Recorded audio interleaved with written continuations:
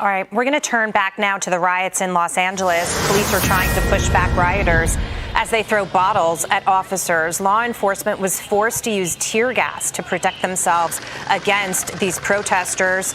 Christina Coleman is live with the latest for us. Hi again, Christina.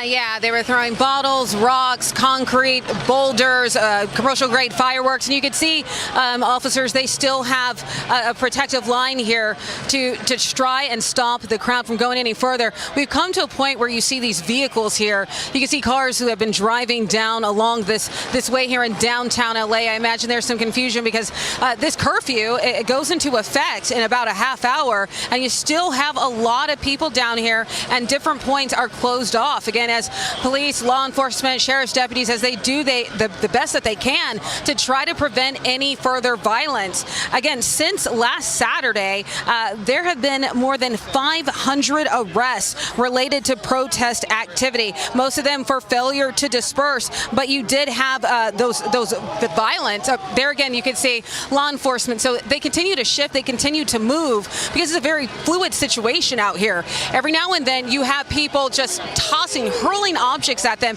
Moments before I came on air, we heard fireworks again. So can I imagine those were probably lobbed and hurled at law enforcement. So again, they block off that area. They do what they can. At times they have had to disperse tear gas. They've also dispersed those rubber bullets to clear out the crowd. So they're shouting hold here. You can tell they're doing their best, communicating, trying to hold the line here to prevent any further violence. And as we wait for this curfew to go into effect. But even before that, again, there was an order, a dispersal order for the crowd because of the violence that erupted hours ago. And so people have been told to leave this area, leave immediately, and you can see them disobeying law enforcement. So I'm moving along with my photographer here. And so you can just see this is what we've been doing off and on for hours. We've been moving all throughout downtown as protesters continue to move around in different areas. I saw them getting together in what looked like a little parking area between a couple of buildings, and law enforcement cleared that out pretty quickly. They're like, you need to go. And of course, they don't want people to get together and communicate and possibly cause mayhem, especially with this being such a volatile and unpredictable situation. So that is what we're seeing here. And again, you have so many people here, the protesters, who are they're calling for ICE to be abolished. They're calling for the immigration raids to stop. That is what they want. But that messaging, you don't hear it amid all of this violence here. So I'm standing here. You can see the police here. They're doing their best they can. I've moved just about a block since we've been doing this live shot. Been moving all around downtown, and you have a lot of protesters still here. Again, we're a half hour from that curfew going into effect. It's for a mile around downtown LA. Are you okay, Andy? I'm gonna continue to stay in the street here. You guys watch for me so I don't hit anything. So let's stop here. So Andy, if you can pan back behind me, look at this line of police vehicles. You see that reinforcement here. They have been, some of these officers, they've been on horseback. They're in their patrol cars. They're in patrol units. They're here on the ground. They're doing all that they can. I mean, this area, there is such a huge law enforcement presence in downtown ahead of this curfew going into effect for them to try and keep this area safe. Back to you. Christina, if I can just ask you, we talked a little bit about the arrests that happened since last Saturday, and you told me a little bit about the strategy. Can you imagine if all of a sudden police officers started arresting people right now, it would erupt in chaos. But these protesters also cover their faces because they don't want to be able to be identified later. And Attorney General Pam Bondi has said, we will come after you. We will find you. And as a matter of fact, they've gotten a few of the organizers. Are there people still out in the streets? Because we can see the backs of the cops, but we can't see the protesters. Are they still all covered up and trying to hide their identities? Right. Well, a great deal of them are. And I can tell you this. What Pam Bondi was saying and what the sheriff reiterated yesterday is when people are breaking the law, when they're committing these acts of violence, they might not be arrested immediately, but they said that arrest will likely come because even if they try to cover their face out here, there are so many surveillance cameras. There are people recording things on social media. I mean, law enforcement investigators, they're going to comb through all this evidence and they're going to find people who are causing destruction down here.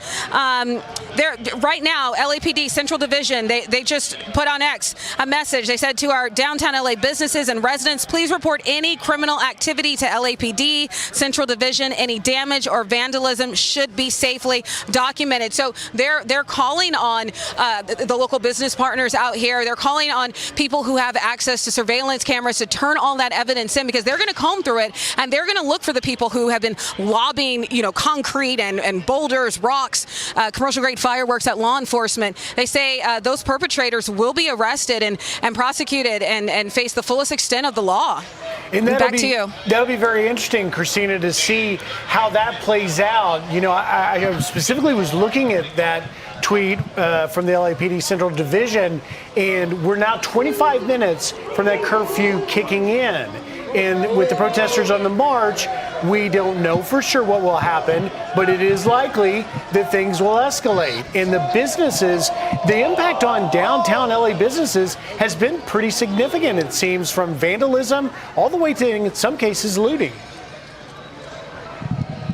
That's right. I stopped by a gas station this week just to fill up, and I'm not sure if the guy was the owner, but he told me that he had a relative who had a business down here and that his business was just torn up and how devastated he was and how he thought the estimate was about $50,000 in damages. I mean, this has just been such a tough year for LA. You've got the fires and now you've got this, and it's just so unclear when all of this will come to an end. We've seen some of those peaceful protests throughout the weekend. I know we were all hoping for it today. You had that massive, what the organizers called No King's Day protest here in downtown LA. Thousands and thousands of people showed up, and for hours, it was relatively calm. It was relatively peaceful. And we're walking away, and then all of a sudden, we're getting these alerts that a dispersal order had been issued. And I'm like, what happened? What's going on? And it's because of this violence. We didn't have to go far to see people lobbing things at law enforcement, throwing bottles at law enforcement, and now you have them shifting downtown. And if you pan straight ahead of you, you could see even more law enforcement there. So they're blocking off different points, different intersections, to try and control the crowd, try and keep people moving along. And then every now and then you'll just see people break out running, lots of protesters. Now, right now in this intersection, there was a huge crowd, but as you could see, it's gone. And this is a testament to law enforcement and how they are operating. They have a method here where they are moving slowly, they're moving the crowd along, and they're dispersing them, and that's what they want. Okay, so we just saw somebody just threw glass at law enforcement, and we're hearing some flashbangs. So you can see that. Andy, are you able to zoom in? Okay, so you can hear that going off right there. You can see them, if we can zoom in right there, you can see them firing off, trying to protect themselves. I just heard glass shatter, so somebody probably threw something else at these officers who are just doing their best to protect and serve. Really shameful that they're having to go through this. And like I reiterated earlier, Robert Luna, the sheriff, he said, things have been peaceful, but his deputies, they're still facing dangerous situations, and they are. I mean, just take a look at this. Back to you. Well, please be safe, because you're right in the middle of it, and thank you for taking the risks you're doing to bring us these pictures. Question is, how do they choose where they're going to protest? Is this just sort of a random spot that they've chosen? Was there some immigration raids that were taking place around here? And are you hearing that the immigration enforcement is continuing? Are these protests having their intended effect of stopping immigration enforcement? So the immigration raids are absolutely continuing. The Trump administration made it clear that they're going to continue to enforce immigration law. But as for these protests, it's not clear how long these are going to go on. I can tell you for these No King's Day protests, there were all kinds of announcements. Law enforcement said they were aware of at least 40 of those events going on in LA County alone, and some 200 statewide. So a lot of those protests. So, and again, a very fluid situation. That march, that No King's Day parade, that's over. But you can see it's still a handful of protesters here, at least in this intersection. I'm not sure where they are located throughout the rest of downtown. We're just continuing to stay a safe distance, following police, and adhering to their guidance as we continue to monitor this very fluid situation.